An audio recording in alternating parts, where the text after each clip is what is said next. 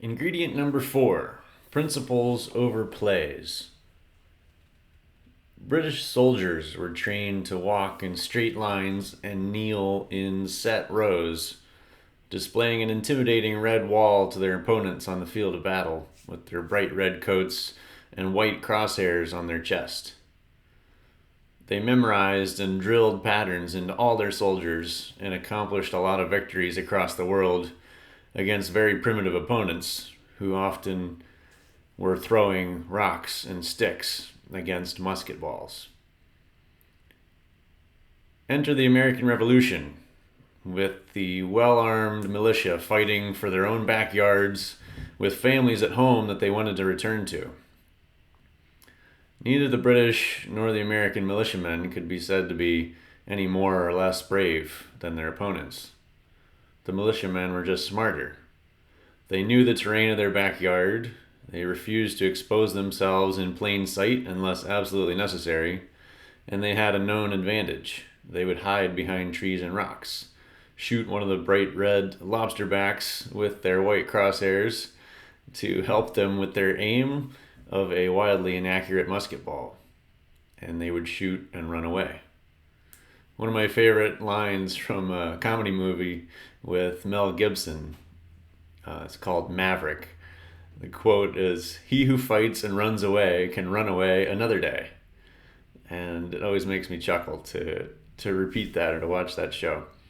The machismo of normal military discipline would say that is being a yellow-bellied chicken, and that's actually what people refer to Maverick as in the movie. But it's actually the smartest way to win a disproportionate battle when you are on the disadvantaged side. What has become to be known as guerrilla warfare across the last century applies equally in attack sports such as basketball as it does in military engagements. The fact is that memorizing patterns is useless when under duress to adapt and apply a skill in a chaotic environment. And studies in recent years of the Navy SEALs approach kind of confirms this, where they build frameworks, they build tactics, they build communication methods, but when stuff hits the fan, it's up to the individuals to improvise and adapt. And that's at the highest level of execution, I would say, in the world, in any industry. And yet, when we look at basketball coaching, what every team coach knows, what every coach has been trained to put their attention on, what they spend their time studying, and what they spend their practice time training their players to do is pattern memorization. They draw X's and O's. They give their players numbers. They script exactly when and where each player is going to go, when and where the ball will be moved, and who, when, and where the shot will be taken. The worst thing about pattern memorization is it can take 8 hours of practice to master an offensive play pattern to the point where execution is really good. It's timely, it's consistent, it's repeatable. All, let's say, 10 players on your team, 2 different squads of 5, and every combination of those 10 players can all execute that play perfectly. Takes a lot of time. So I like to think of that 8 hours compared to the guerrilla warfare, the militiaman approach of it only takes 8 seconds for the defense to watch that pattern maybe twice in a game and know exactly where and when the ball is going to arrive and completely blow up that play, possibly steal the ball, possibly just deny the player that's supposed to take the shot at the end, and really leave the team helpless in a lot of cases. So the disparity, again, back to the warfare example, the logistics of economic disparity is often pointed to historically in guerrilla warfare, where in Afghanistan, back when Russia was trying to occupy it, they would spend millions of dollars on each rocket that they were trying to use to disrupt the enemy and blow up caves, whatever was going on in the Afghan mountains. And the guerrilla warfare approach for the Afghan army would be to find a rocket-propelled grenade, and they would obliterate one of those $1 million rockets with pennies on the dollar. There's a lot of simple sayings with a lot of wisdom in military history if you read that kind of thing. One of my favorites is that bullets and beans win the battle. And I think this is a great example of that. When your bullets and beans equipment costs you millions or billions of dollars and your opponent can destroy it with pennies, you will either lose the battle or you will go bankrupt trying to win and eventually have to withdraw from the area you were trying to occupy, which is what happened in Russia's case, and with several more countries that have attempted to occupy different countries around the world. What the guerrillas tend to do well, what the American Revolutionary militiamen did extremely well, is to take whatever resources they have and adapt them to each situation, essentially improvising, using their creative ingenuity and a fairly simple set of rules to coordinate a relentless barrage of unpredictable attacks. The British Army would never see or foresee such an attack coming. From their perspective, it was too chaotic and complex to even comprehend, much less try to understand and make sense of it enough to have a strategy to defend against it. And this is what we've seen historically again in the warfare scenarios. The frustration level rises to the point where they do astronomically terrible things to the local population that's trying to defend with the guerrilla warfare because they really can't find them and they have no big wall of redcoats to fight against. And so the frustration goes through the roof until, they are doing tactics that they would never want to own up to. One of the best things a coach can do for his or her players, especially in youth basketball, is to prevent them from falling into the ease and even the anxiety-reducing qualities of memorizing patterns. I see this a lot where players are crippled by getting into memorizing patterns in 3rd, 4th, 5th grade, and when they come up to a higher level competition at a faster pace and actually need to improvise, they are helpless. They're looking at the sideline for the coach to give them instructions of what to do because they don't know what to do without a memorized pattern to operate on. And then I also see this turning into blaming the coach because the coach is scripting a pattern. If the pattern's not working, the player doesn't take any ownership for what went wrong in the game. They're blaming the coach for a bad pattern instead of really owning the opportunity they have to impact a game by adapting, overcoming, and improvising within whatever chaotic situations going on in the game.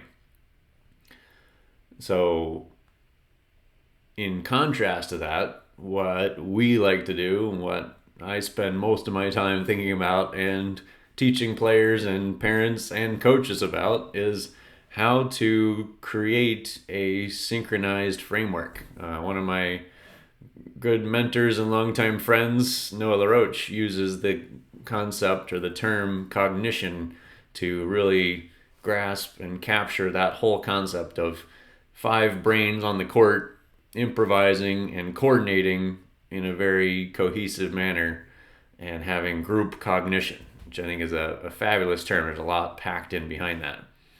But when we teach fundamental rules and principles of basketball as opposed to memorizing patterns, we allow players to understand instinctively how and when to move, when and where to attack, and even what type of shot is most valuable to their team, given their skill set, their teammates' skill set, and even, game situations. So you can really dramatically leverage the impact every time your player's on the court in both practice and games and really accelerate their basketball IQ without having them stopping to look for input from the coach or stopping to evaluate and think consciously about what they're about to do next, both of which allow the defense the advantage of time to get ready and defend whatever happens next, right? You can imagine the militiamen, running through the trees, picking off redcoats. If they suddenly all stopped in the middle of the field and had a meeting about what they were going to do next, the Redcoats would wipe them out. So that's really where players are, getting stuck. If they don't have a pattern to run, and they have to either look to the coach or they have to stop and consciously think about their next action, the defense is able to destroy any opportunities that they were trying to create. So really what I'm getting to here is what I would say is the name of the game for basketball is improvisation. And you should be warned if you're trying to coach a team or you're having your player practice and train with a team or with a program that's working on this aspect, it can look and feel very chaotic, both for the coach, which feels a little bit out of control because he doesn't have a pattern that the players have memorized, and even to the players, it can feel stressful, chaotic, and take some getting used to. But over time, what I've found is if you provide players with the framework, the simple rules that coordinate their whole team and allow them to know what their teammates are going to do before the action happens, they will be a head and shoulders above any players and any team eventually that they will ever come up against, because all those teams are going to be running pattern memorization themselves, and they're only used to ever defending pattern memorization. So 3 stages you can look out for, just kind of identifying either when this is happening, or if you're a coach going through this, identifying, what you will come across as you're trying to implement a pattern, implement principles instead of patterns.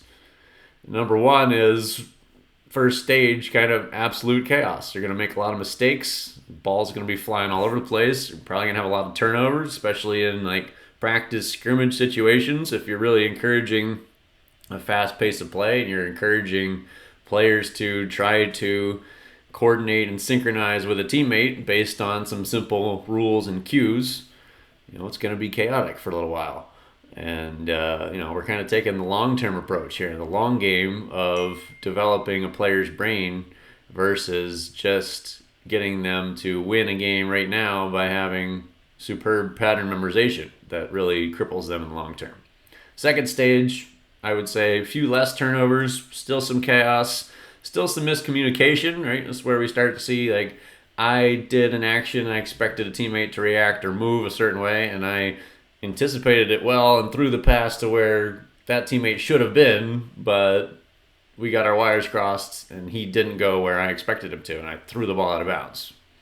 Most coaches, if they're running pattern memorization and they see that in practice, they're going to stop practice and have everybody run sprints, somehow hoping that's going to help them execute better. But again, just kind of preparing you for this second stage, there's going to be miscommunication. There's going to be a lot of missed shots initially because of the pace of play and the unpredictability of it. A player gets a pass because of what they did on improvisation. They're going to be wide open unexpectedly, even to them sometimes. And they're going to, launch off a shot kind of as a spasm because they're like, oh, wait a minute, I'm open. And they're going to miss a lot of shots. The pace of play is higher. It's not, I know I'm running 3 screens and there's 4 passes and then Johnny gets a shot in the corner at a certain spot, a certain time after a certain action. It's sudden opportunities arise and I got to be ready to shoot. And that, again, takes some getting used to. And then third stage, it starts to come together. Players start to click. They start to make quicker decisions. They start to get accustomed to the physical skills that go at that speed of play, such as shooting or finishing layups or even passing faster. And then they begin to anticipate and react to their teammates. Eventually, so quickly and precisely and in such a anticipatory manner that the defense can't possibly keep up. You'll find your team, when they get good at this, they're creating and amplifying and multiplying advantages until it's almost laughably obvious how badly the defense was beaten by the time they decide to take a shot. I like to think of the Tim Duncan years of the San Antonio Spurs with Greg Popovich and how good they were at creating open shots. It was beating the defense 3, 4, 5 times. They could have taken a pretty good shot, But they kept working and multiplying that advantage until they took a wide open shot that there was just not a chance in the world the defense could do anything about it. And that's really my favorite thing that comes out of all this. I have to give props to Coach Ron Ecker, another mentor of mine, who really instilled this idea in my mind initially, the idea of improvisation. And he actually wrote a 3-book series, which I'd highly recommend for coaches, parents, and players can get a lot out of it as well. 3 different books called Basketball's Third Element, Improvisation. You can find it on Amazon. They're like $3 to $5 books, little paperback. A lot of info packed into there, and a lot of great thinking about how to train players to be good at improvisation. So, just wrapping up, when your team really starts to bring the chaotic guerrilla warfare approach of improvisation to basketball, other teams better watch out, because the speed, the execution, and the exploitation of every opportunity that the defense provides is really devastating to a team that's used to competing against pattern memorizing redcoats that stand in straight lines and run predictable patterns. So that's why we are always training principles instead of plays.